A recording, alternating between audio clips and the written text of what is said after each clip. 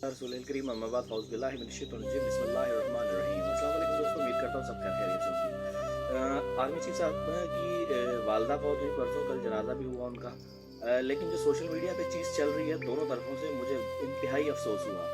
और मैं कभी भी ज़ातियात के ऊपर जाने का आदी नहीं हूँ। मैं हमेशा ये कहता हूँ कि जो इश्यूज़ हैं उनके ऊपर बात की जाए, उन्हीं के ऊपर बात बढ़ाई जाए, या जो कुछ भी करना है उस इशू तक रहा जाए, पर्सनल नहीं हुआ जाए। लेकिन दुख इस बात का हुआ कि एक साइड से मुसलसल ये हमले होते रहे अवामुन नास के ऊपर, इज़्ज़तें पामाल की गई, इज़्ज़तें लूटी गई, बेड़ा गर्क किया गया। तो आज सूरत हाल ये है कि दूसरी साइड भी उस रिएक्शन में आ चुकी है, जिस चीज़ का मैं अक्सर औकात बात करता होता था।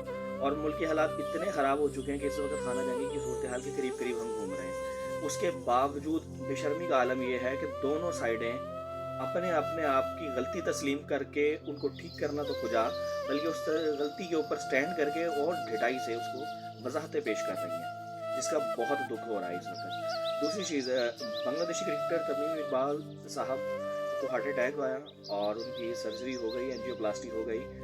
काफ़ी कतरे बेहतर हैं, लेकिन सोशल मीडिया के ऊपर उनकी डेथ की खबरें चल रही थी जो कि फ़ेक हैं। और फ़िलहाल वो ख़तरे की हालत से बाहर है। अल्लाह ताला उनको सेहत दे, तंदुरुस्ती दे, और एक दफ़ा फिर वो क्रिकेट के मैदानों पर वापसी कर सकें। नेक्स्ट वीडियो तक मुझे दीजिए इजाज़त। अल्लाह हाफ़िज़।